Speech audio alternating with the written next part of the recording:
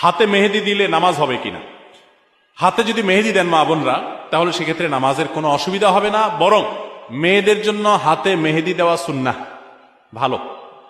নবী করিম সাল্লাল্লাহু আলাইহি সাল্লাম কোন এক নারী কিছু একটা দিয়েছেন পর্দার আড়াল থেকে হাত দিয়ে বা কোনোভাবে, তো নবী সাল্লাল্লাহু আলাইহি সাল্লাম মহিলাদের ওদিক থেকে দেওয়া হয়েছে কিন্তু হাতে মেহেদি নাই, এটা দেখে তিনি আশ্চর্য হয়েছেন যে কোনো পুরুষ নাকি সেখানে, মানে পুরুষের হাতটা আসলো কোত্থেকে। তখন বলা হলো না, মহিলাদের হাত।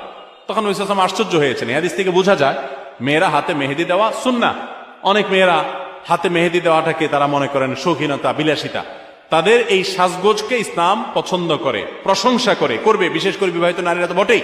বিধায় মেহেদি ব্যবহার করলে ওযু হবে, কোনো অসুবিধা নাই, নামাজও হবে।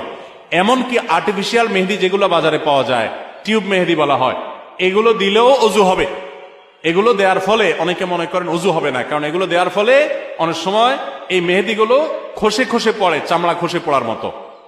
তো এটা আসলে চামড়া খসে পড়া না, এটা চামড়ার উপর আলাদা কোনো আবরণ বা স্তর সৃষ্টি করে না, বরং এক ধরনের কেমিক্যাল থাকে অ্যাসিডের মতো।